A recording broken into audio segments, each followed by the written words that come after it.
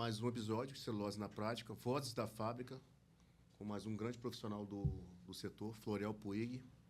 Floriel Puig, químico, formado em Santa Maria? Em Santa Maria, na Universidade Federal de Santa Maria, em 73.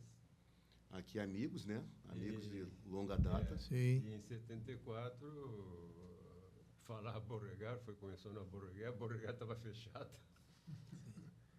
3 meses. 3 meses, dezembro, janeiro, fevereiro, e foi em março. E, no fim, acabei eu entrando no mês de março, me lembro até hoje, dia 27 de março. 27 de março. E, lógico que entrei diretamente como trainee, um engenheiro trainee no laboratório, que eu acho que é um local ótimo para todo engenheiro novo, que vamos começar pelo laboratório, de processo, não? Então, para ele conhecer todas as análises do produto, porque o produto é celulose, ele tem que conhecer, tem que saber como é que faz. Tem uma análise de celulose, de branqueamento, de esmalte, de cor verde, enfim, eu acho que ele tem que passar por isso aí, não? Conhecer, e através disso ele é um caminho que eu, pelo menos o que aconteceu comigo, ficou aberto para conhecer o pessoal de operação, o pessoal de manutenção, enfim. Eu fui, acho, um dos primeiros que começou a fazer alguns trabalhos de parte de efluente. Eu volta e meia, precisava de alguma coisa para fazer medição, alguma coisa, ia onde? Ia para manutenção, não. Eu não tinha. Do Figueiredo, várias vezes peguei, na mecânica também, para fazer alguma coisa, tinha, não. Então, eu acho que o laboratório, para o engenheiro de processo, acho, em primeiro lugar, eu acho ele tem que entrar pelo laboratório. Se ele não tem experiência, tem que entrar no laboratório. Se já tiver experiência, já passou, é outra história. E isso, a Beauregard também, eu digo que a Beauregard e a Aracruz foram duas escolas fantásticas para mim. A Beauregard começou porque eu saí da faculdade, olhei aquilo, me deu vontade de dar a volta e ir embora. O que é isso? Isso que é uma loucura, não? E de fato, uma fábrica de celulose foi o que o Walter colocou. Tu tem parte de minério, que fundo de cal, tem parte de floresta, de madeira, tem parte de energia elétrica, para produção de energia elétrica, enfim, parte de mecânica, uma quantidade de mecânica. Então, eu diria que hoje a fábrica de celulose poderia ser comparada tranquilamente com uma Petrobras. Eu sei que eu tive um colega meu que foi para a Petrobras, ele falava muito, mas a Petrobras também tem 500 setores. E nós na fábrica de celulose também temos setores, né? Calcificação, a fábrica de soda cáustica, enfim, e eletroquímica. No caso da Aracruz tinha eletroquímica, fazer cloro, fazer soda, enfim. Uma grande geradora de energia. Grande, gerador de energia. Nós chegamos a ter 6 turbinas, gerávamos energia para praticamente quase 500, 700 mil habitantes. Pessoal. Maiores caldeiras. Sim, tudo começou com a Beauregard. A primeira caldeira, a maior caldeira de recuperação era da Beauregard, 1.100 toneladas. Aquilo era fantástico. Quando eu entrei dentro da caldeira, fiquei, puxa, não. Isso aí, aqueles melt e tudo, e era uma curiosidade. Inclusive, tem um fato que quando o tempo militar, quando a Beauregard saiu e entrou no tipo de família militar, entrou o general Breno Borges Forte, que era o presidente. E ele adorava ir nas bicas para ver o esmalte sair. Não? Então, ele passava no painel e me pegava. Vamos lá, Florão, vou junto contigo. E ele tinha um ajudante já, aposentado, o major não tinha um medo daquilo, não ficar parado. Mas ele não, ele tinha. Aí eu pedia para o operador, vai lá e mexe com a lança para sair aqueles mel, saía tudo, ele ficava. Praticamente, ele conhecia aquilo. É uma coisa tão diferente, no presidente de empresa que chegar a esse ponto. Não? Enfim. E até aqui com ele eu acabei participando do primeiro simpósio de meio ambiente das fábricas em São Paulo. E isso foi em 75, acho que foi 76, por aí não me lembro mais. Mas foi em Guarujá, e lá onde tem uma fábrica de aço, lá, de uma siderúrgica. E eu me lembro que o responsável do meio ambiente falava que era tranquilo, não existia problema nenhum de pó, de nada. E eu estava junto com o companheiro General Breno Forte, o pessoal dizia que ia levando a mala dele, mas eu não me importava, estava viajando com ele. Não, e passei o dedo assim pelo corrimão e disse, General, dá uma olhada quanto está de pó que tem aqui que nós estamos respirando. Nossa, que é isso, Floral? Não.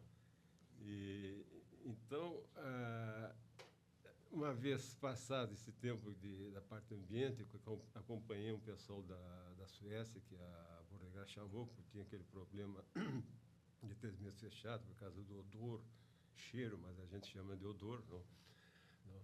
Eu acompanhei uma série de suecos que faziam medição no digestor, na saída dos gases do digestor, depois da chaminé, depois do scrubber. Não. Enfim, nisso deu uma oportunidade, o gerente de mecânica saiu, e o Tais, que era um colega que estava lá na operação, que era engenheiro elétrico, você foi para a função de gerente da parte da manutenção. E sobrou uma vaga, e ele olhava para a calcificação e evaporação de caldeira, e me colocaram lá. Eu fui lá para a calcificação para ver como é que... Então, eu comecei nessa área da recuperação através disso. Alguma pessoa foi promovida, outros saíram. Não. E nisso aí a gente acaba fazendo amizade. Então, fiz amizade com o Walter, com o Figueiredo, desse pessoal que a gente procurava. Não ficava só restrito ao meu grupo. Só um minutinho. Como é que se deu a entrada? 73 entrou? Entrei em março de 74, porque a FAF ficou parada em novembro. Não, dezembro, janeiro, fevereiro e março. E março. 4 meses. 3 por 4 meses. Você entrou quando? 72, pai. 72 e... Eu, 71. 71. Que o Walter fazia faculdade aqui em Porto Alegre, era fácil para fazer. Eu morar em Santa Maria, não era difícil de fazer. E que, na verdade, nós éramos da nova geração. Da nova geração. Nós éramos os diferentes ali, éramos nós. Então, uma cultura... Porque a primeira fábrica ali, a Borregar, ela teve que buscar gente com experiência. Então, ela buscou gente do sistema de tecelagem, não sei o quê, pessoas que às vezes não tinham nenhuma ideia. Tecelagem? Lançul, antiga Lançul. Do setor. Sim. Tanto que quando eu entrei lá, eu era para fazer basicamente a responsabilidade, porque eles queriam saber se eu sabia falar inglês.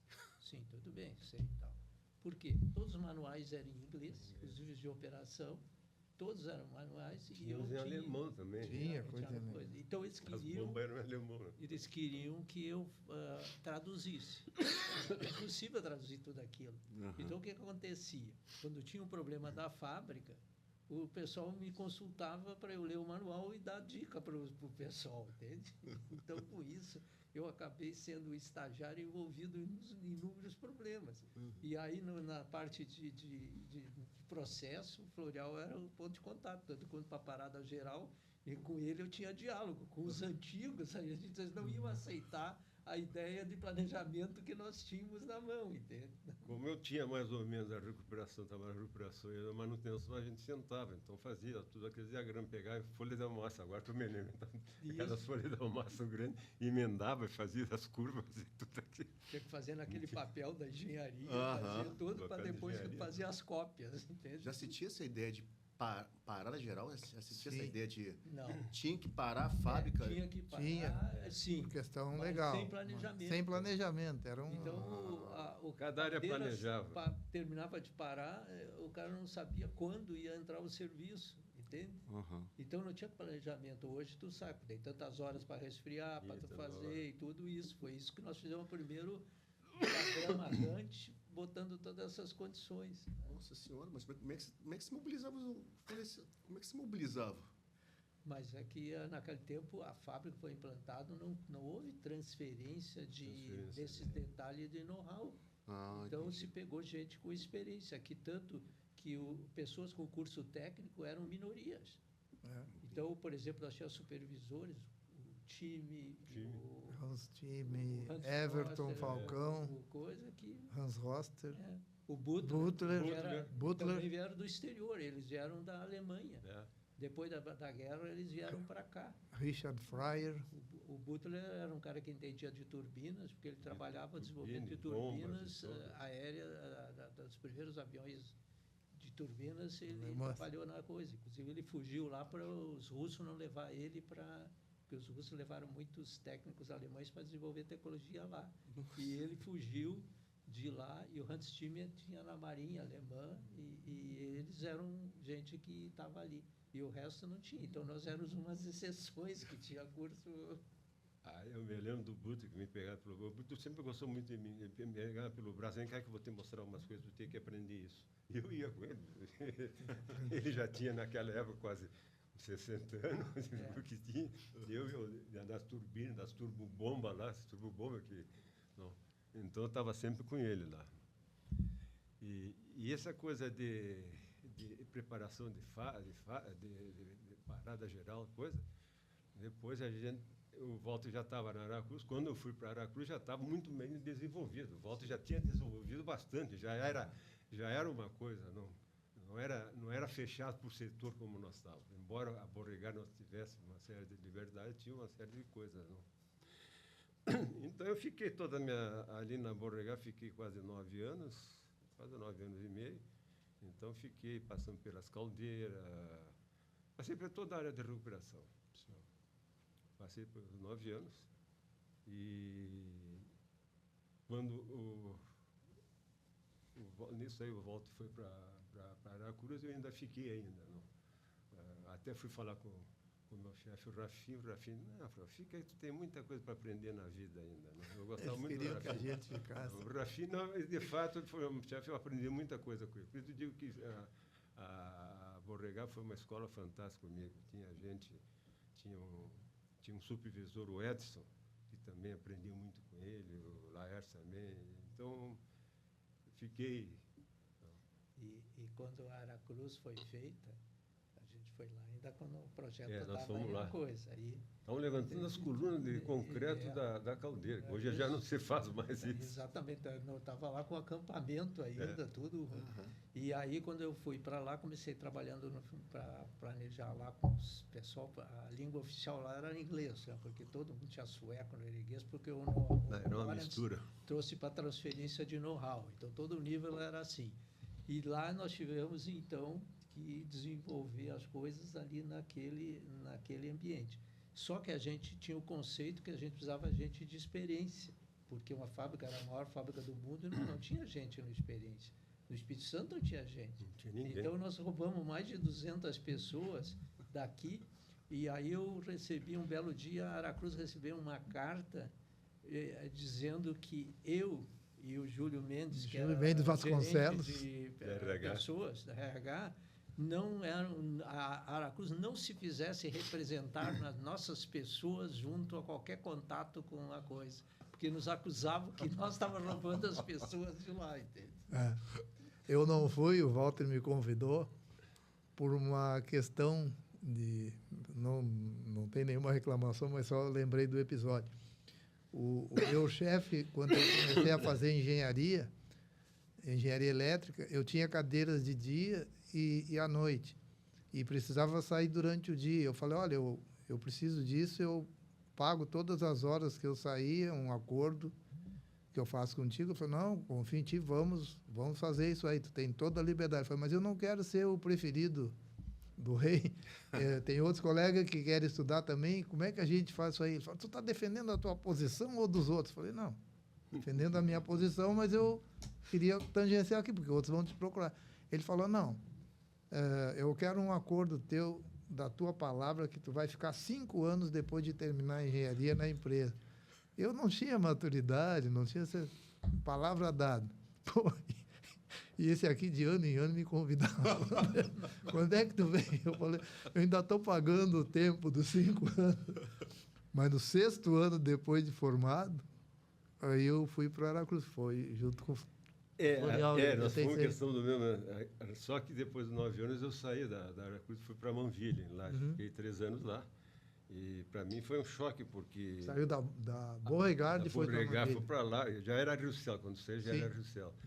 E era uma fábrica moderna. Então, fui para Manville e não era.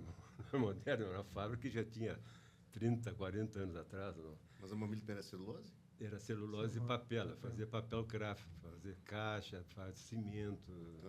Não. Então não tinha branqueamento, lá não tinha branqueamento. Como nós na Beauregard não tínhamos branqueamento, a celulose ia para a Noruega e fazia branqueamento lá. E fiquei esses 3 anos lá e vi que também o crescimento não era muito. Ajudei muita coisa, inclusive isso que o Walter falou, que eu comecei, também ajudei, tentei me fazer em folhas ao maço lá para poder fazer as paradas. Não, mas aprendi uma coisa muito interessante, era que eu não tinha esse problema na Beauregard, mas na Manville lá o tratamento do pessoal de cima com o pessoal de baixo, com a operação. Então não era meio, não vou dizer escravo, mas uma servidão, um troço meio... E eu brigava por isso muito, não? Eu brigava por isso muito. E defendia, o pessoal fazia coisa, então... Até teve alguns problemas de alcoolismo que eu consegui até pegar alguns operadores e fazer um tratamento, que eles não davam bola para isso. Não. Mas no fim terminou os 3 anos, aí o Walter me chamou. Chamou todo mundo. Me chamou, eu já estava... Recebeu mais uma carta. Não, eu já estava. Para mim valeu muito nessa outra fábrica, porque eu conheci equipamentos velhos, de cetri, caldeiras de biomassa que eu não conhecia, e tratamento efluente, que lá na Beauregard, quando eu saí já tinha botado em 83 já tinha colocado o quarto tratamento de efluente. E então eu aprendi muita coisa lá, e até tratar e conhecer esse problema pessoal, essa parte de psicologia, que o Walter fala em ser psicólogo na próxima vida dele. Não, que é muito, muito importante isso, não, saber como é que é. Não. Então foi uma satisfação, porque quando o pessoal fez até um almoço na minha saída, e foi só não foram os operadores que estavam operando a caldeira. Não, lá, foi uma coisa bem... Na Beauregard também aconteceu, mas lá nessa fábrica o pessoal gostou muito bom, e fui. E aí fui para Aracruz. Então cheguei na Aracruz, outro golpe, porque era mais moderno ainda. Se eu tivesse saído da Rio para Beauregard, até o choque não teria sido tão grande. Mas da outra fábrica para lá foi um choque, vi aquilo e era uma coisa bonita, de fartura, de possibilidade de fazer, de coisas, enfim. Com recursos. Com recursos, não. Já era uma fábrica de 1 milhão já? Não, era só fábrica A. Naquela época, quando nós pegávamos uma pessoa daqui e levava para lá, o salário que pagávamos lá era o dobro. Era o dobro. Era o dobro, além das condições. Tinha casa, sério, enfim, de coisa. Não. Coqueiral, que era uma... Coqueiral. E para mim aí foi interessante, porque como eu participei na segunda fábrica B, não? Então foi... E eu me lembro bem que eu peguei a área de caldeira, os turbogeradores, evaporação e caldeira de força. E o Celé, bom, a partir de hoje estou coordenador. Aí fui falar com ele, aí ele disse, tu tem que te virar agora. Não, pô, era uma... Miguel Celai. Aí eu fui, então... E quando vinha aquelas notas para me assinar, não era de R$100, não. A nota eu olhava aquilo, pô, pagamento dos fornecedores, não. Mas foi ótimo, porque a partir da fábrica foi fantástica. Aí conheci mais gente, tinha mais gente trabalhando, mais no nível de operadores. Depois, as primeiras viagens para o exterior foi lá. Fomos para os Estados Unidos, Canadá. Compramos parte da grelha. Erramos, compramos aquela grelha desgraçada, mas lá funcionava em cavaco. Aqui com a casca do eucalipto não funcionava bem, mas fazer o quê? Não. A fábrica B, então, é de 80 aí? Não, a B é de 91. A partir de 77 e depois aumentou-se em 91. Em 83 eu saí, fui para essa outra fábrica, em 86, e aí em 86 eu fui para... Em 86 nós chegamos lá, 20 dias antes da greve. Da greve. E eu tinha saído de uma greve na fábrica anterior. Tu me falaste. Eu tinha saído de uma greve na fábrica anterior. Então, e aí Cheguei e estava uma greve. Uma greve que nós manejamos com bom, todo foi sucesso, fantástico. não deixamos a fábrica parar. A fábrica não parou. Floreal foi a pessoa-chave que eu falei, não mexe na caldeira, porque o pessoal estava com medo. O responsável lá, até do exterior, ele achava que tinha, era até ele era o diretor da Inglaterra lá e tal. Ele tinha, não, a caldeira pode ter risco, se ele sair greve, paramos a caldeira. Aí eu falei, não para a caldeira. Nós tínhamos rádio, alguma coisa, e falamos, não para e vamos vencer. Porque a Aracruz tinha uma coisa, a Aracruz dos sócios era a BAT, que era a British American Tobacco, que trazia uma série de conceitos também de gestão de pessoas. Tá? Então, antes da fábrica partir, nós já tínhamos escrito, junto com, até era um gaúcho aqui que trabalhou, nós escrevemos um manual de greve. E nós cumprimos rigorosamente o manual de greve. É impressionante o que ele fez, e nós imobilizamos totalmente o sindicato, inclusive tinha um conceito do day after, tá? Eu falei. Day after nós limpamos a casa, tá? Um parêntese aqui. Acabou com uma coisa. Então, a Aracruz estava sempre, eram exemplos que ela estava sempre pensando, estava na frente do seu tempo no setor. Foi olha, o manual de greve foi impressionante o que ela E uma coisa interessante, que todo o grupo de gerentes e de engenheiros estavam tudo na área. Ninguém ficou no escritório, ficou na área junto com os operadores, ajudando, trabalhando. A gente reduziu a fábrica para evitar... Trabalhava 12 por 12. 12 por 12. E reduzimos a fábrica para evitar problema de manutenção de parada. Então, aquilo estava... 8 dias. Estava uma beleza. Não? O estrategista Walter Lídio Nunes nos convidou, nos deu as boas-vindas, e aí eu acho que nós estávamos com uma semana de fábrica, ele falou, olha, eu quero comentar com vocês, que eu não falei, mas nós vamos ter uma greve daqui, então você tem que se preparar. Foi. Aí eu falei, aí eu me lembro que ele falou, pô, mas eu vim de uma outra greve. Será que vai sair mesmo? Vai acontecer? Que lá aconteceu, parou. Isso. De fato. E vou te dizer, a minha formação como oficial da reserva do Exército Brasileiro também foi útil.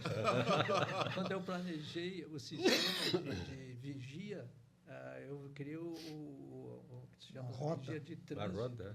Para fazer isso, impediu que eles iam pegar, iam fazer uma sabotagem na correia transportadora. Na correia, tem mais ou menos uns 500 metros de correia e que pararia a fábrica naquilo. Mas aí o sistema de monitoramento dos vigias foi montado com conhecimento militar e nós pegamos os caras no ato. Tá? Não, a fábrica trabalhou num ritmo um pouco reduzido, 80%, mas... 80%. Sem 80%. precisar queimar óleo, porque esse problema era outra coisa, se tivesse trazido combustível auxiliar, seria problema, não. Ficou tranquilo, queimando ficou tudo num... Céu de brigadeiro. Céu de brigadeiro, disse assim, ficou com céu de brigadeiro, não? 12 por 12, ficamos todo mundo lá. Trouxemos roupa, veio para todo mundo, tranquilo, fazia um churrasco. Nossa Senhora! Tinha churrasco. Tinha todo conceito tinha manual, vídeo, como é que videocassete. A moral da tropa, do grupo alto, do pessoal que ficava lá dentro, foi tudo seguido rigorosamente, foi tudo um sucesso. Se você tivesse sido mais velho, ia ganhar churrasco, perder esse churrasco. Mas... então, nisso, eu acabei sendo gerente chefe da área de recuperação, depois houve a mudança, fiquei gerente da área de recuperação. Então, tinha comigo 2 caldeiras e turbinas, 5 turbinas, enfim, calcificação e forno. Depois, quando veio a outra fábrica, a fábrica C, aí eram 3 caldeiras de recuperação. Não? 6 turbinas. Eram 5 evaporações, não? E mais... 3 fornos, e, enfim, foi uma coisa fantástica. Não? De fato, a Aracruz ali visita todos os dias todo mundo queria fazer visita. Então, nós chegamos até a botar 2 dias por semana de visita, um dia por semana, porque não dá. Alguém tem que trabalhar, não tem que trabalhar. A fábrica era um reconhecimento internacional. Ela era mais conhecida fora do Brasil, no primeiro mundo. Todo mundo conhecia a fábrica. Se eu dissesse que era Aracruz, todo mundo... E se eu dissesse que eu queria visitar qualquer fábrica do exterior, eu era recebido pelo primeiro nível da empresa, porque os caras queriam conversar por que era esse caso de sucesso que era a empresa. Então, eles queriam dialogar o tempo todo, entender como é que a gente desenvolveu tudo aquilo e tudo. Então, era impressionante, porque também tinha o Lawrence, todos aqueles, o Claes Hall, porque a celulose de eucalipto era considerada fibra de segunda no mundo, né? O Claes Hall, a estratégia do Lawrence com o Claes Hall, que era um cara reconhecido no mercado de celulose lá no primeiro mundo, ele começou a induzir o uso da celulose, nós testamos, para substituir aquelas aspen, aquelas fibras deles lá. E aí o eucalipto começou a ganhar valor porque em muitos produtos ele dava propriedades melhores nos papéis higiênicos e tudo que as outras. Então nós ganhamos.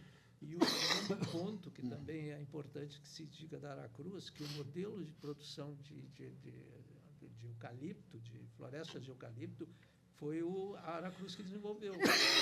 Um processo chamado hibridização controlada e propagação clonal. Hibridização clonal porque tu mistura mais...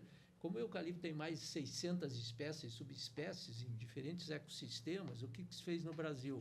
Nós pegávamos uma espécie aqui de frio, aqui a outra, produtividade, por 28 critérios, nós misturávamos, fazíamos a hibridização controlada dos pólens, aí gerava sementes, aí plantava 100 mil árvores, e quando tinha uma árvore, por esses 28 critérios, tinha um desempenho superior, nós passávamos a fazer 1 bilhão de árvores iguais, que era a propagação clonal. Tá? E aí a gente retinha aquele material genético e fazia. E esse desenvolvimento continuou o tempo todo. Então, o eucalipto ele aumentou em relação a uma produtividade de 12 que tinha no Brasil, 16, tem regiões do sul da Bahia que chegou perto dos 60. Tá? Então, isso tudo do Brasil ficou muito competitivo. E esse modelo, todo o setor passou, inclusive até na China eles levaram. A China pediu, o BNDES era nosso associado, pediu para a gente apoiar a China de como levar a tecnologia lá. E a China plantou muito mais árvores do que nós. No Brasil, nós estamos chegando a 10 milhões, ou 10 milhões agora. A China tem 60 milhões. E eles desenvolveram em menos de 20 anos 30 milhões. Eles estavam com 30 milhões, botaram mais 30 milhões em 20 anos. Então, a visão do valor da civicultura é uma coisa muito diferente. Nós, no Brasil, estamos crescendo e temos uma alta competitividade. Nós ganhamos o prêmio Wallenberg. E ganhamos o prêmio Marcus Wallenberg, pelo rei da Suécia. O rei da Suécia, através de dois ou três com o pessoal Isso, da própria coisa, ganharam lá, ganharam o pessoal lá, ganhou o prêmio e tudo lá. Então, ela estabeleceu o modelo mundial do eucalipto, foi ela que desenvolveu. Pegando esse gancho, Walter, eu sei que a Suzano... o Leon Pfeffer, Max Pfeffer, desenvolveram também a questão da celulose, né? Em 1950 alguma coisa. Sim. Junto com o BNDES 52, logo depois veio a Suzano em 56, se eu não me engano. Isso, eles começaram a usar o eucalipto lá, mas não plantios naturais, normais, não tinha toda a tecnologia que se desenvolveu. E não era 100% também. Não era 100% também. E tinha muita fibra longa, não? Então a Aracruz ela nasce 100% craft. Ela nasce 100% craft, 100% eucalipto. Tá? A Beauregard tinha outra madeira que ela fazia, além do eucalipto, que era a acácia, não? A acácia que tinha muito, misturava, dava uns 20%, 25%. Por causa que tinha muita plantação de acácia para produzir o tanino. E a madeira era, vamos dizer, um subproduto. Subproduto. Entendi. Na época. Na época era isso. Esse prêmio Wallenberg é de um diplomata sueco que estava na Hungria, eu acho, na Tchecoslováquia, não me recordo bem. E ele, durante a guerra, ele ajudou muitos centenas de judeus fugirem. E aí terminou a guerra, ele estava bem. Mas aí, quando os russos tomaram a Hungria, diziam que ele era americano, coisas, sumiram com ele. Então não foram nem os nazistas, foram os russos que fizeram, não? E eram de uma família já certa posse, mas que tinha, então deu esse prêmio Wallenberg, que é um prêmio Nobel da floresta florestal hoje. Interessante. E como é que se deu essa questão entendi que vocês montaram a questão da parada geral na Borregar, levaram o modelo para, então, Aracruz-Celulose, né? Mas nós levamos um princípio de modelo, né? Eu fui desenvolvido todo, foi... O conceito lá porque a gente estagiou lá para trazer o modelo do primeiro mundo. Sim. O Lawrence fez um acordo, ele deu 5% das ações da empresa para transferência de know-how, na época. E aí, lá na Suécia, a gente trouxe, porque, por exemplo, na época, inclusive, que a gente entrou nessa área, tinha um planejamento de manutenção, que a coisa não tinha aqui. Que todas planejavam elétrica, instrumentação, tudo, paradas, e tudo implantação. E toda a estruturação da empresa, quando nós chegamos aqui na Borregar, até a classificação dos sobressalentes estava assim, rolamento não tinha um número. Não tinha nenhum manuais, não tinha nada organizado. E na Aracruz tudo começou. A empresa não começou a primeira fábrica, não faltou um desenho de nada. E aqui tinha muitas coisas que não tinha, porque tinha todo um trabalho que foi montado, que a gente, inclusive, que fazia isso, controlar. Isso aqui, onde é que está o desenho, onde é que está o manual, onde é que está tudo, entende? E os spare parts nós revisamos todos, entende? Tinha tudo certinho dentro da empresa. Por isso que eu te falo muito de spare part. Sim. E isso aconteceu, que não se levou não só até a Fábrica 3, também se levou para a Veracel, não? Isso, Veracel. A Veracel. Veracel é a cópia do modelo. É a cópia do modelo. Veracel é a cópia do modelo total. Total. Bom, todo o grupo também da Veracel. Sim, inclusive a Veracel foi uma que... que eu tive a primeira reunião. Primeiro, a Veracel... nós íamos comprar 100%, mas aí o presidente, na ocasião, achou que não, o negócio tinha uma visão um pouco ruim. Aí ele saiu, entrou, e aí, quando eu fazia a fábrica C, nós não tínhamos floresta, tá? Suficiente. Plantamos e reformamos 53 mil hectares. Tá? E o que nós fizemos de estratégia? Vamos fazer um negócio com a Veracel. Tá? 50% nossa e 50% das historiaenses. Sim. Mas com o negócio nas seguintes bases. A madeira tem que vir para a fábrica C, tá? E depois, se eu partir a fábrica C, tá? Com o cronograma, 3 anos depois, até 3 anos depois, eu tenho que tomar uma decisão. Se tiver um retorno de X% sobre o meu custo de capital, a fábrica está automaticamente aprovada. Tá? Isso foi o acordo que nós fizemos. Aí tudo bem, deu tudo certo, usamos a madeira, né? E cortamos madeira com 5,5 anos para poder ter madeira suficiente. A fábrica foi o learning curve, foi tudo nota 10 aquilo ali. Então, a Veracel, então a primeira reunião, me lembro, foi em Porto Seguro com a História Enzo. Né? Aí eles vieram com uma fábrica para mim de 700 mil toneladas. Eu falei, não, 700 mil não. 900 mil no mínimo, porque a gente tinha a ideia sempre usar a tecnologia, o máximo da tecnologia disponível, para não fazer uma aventura, mas usar sempre o máximo possível. E aí os caras lá, os finlandeses que faziam a parte disso aí, falam, cara, na dúvida, mas aí eu vou precisar mais de uma máquina de secagem, para não sei o quê. Isso a gente discute depois. A fábrica tem que ser 900 mil. E aí começamos, então, o projeto 900. Mas quem dominou o projeto foi nós. Aliás, os finlandeses eram muito, e os historiaenses foram muito parceiros, eles sempre respeitaram o nosso conhecimento do ambiente, Brasil e tudo isso. É verdade. Agora, outra verdade também é que nós tínhamos se chegar muito bem, digamos, na época era a Alstom e a Werner, já mudou tantas vezes. Então a gente sabia muito bem o que eles estavam fabricando, o que eles estavam pensando. Então isso... E tu vê, era aqui no Brasil que nós já estávamos pensando nisso, o pessoal já estava pensando isso. Sim. E lá na Suécia, na Finlândia mesmo, os caras lá não estavam com essa mentalidade, ou seja, a mentalidade dessa frase. Então, o Walter botou, não, quero 900 mil, 1.000 toneladas, então isso. Então, ficava todo mundo assustado com isso. Pô, mas como é que se deu essa transferência? uma fábrica, a Veracel de quê? De 2000? Da Veracel? Não, a Veracel é mais nova. 2013. 2003? 2003 para 2004. Ah, você tinha, então, partiu a B, partiu fábrica A, partiu fábrica B, C e Veracel. Veracel. E aquilo que o Walter falou, nós utilizamos a madeira da Veracel para poder sustentar a fábrica C. Aliás, a Veracel foi em 2004, não foi em 2003. Ela estava tentando antecipar mais, foi em 2004 que ela E como fazer com capital humano? Capital humano? Não, nós fizemos tudo. Aí nós compusemos, porque nós tínhamos preparado gente do nosso lado e pusemos lá.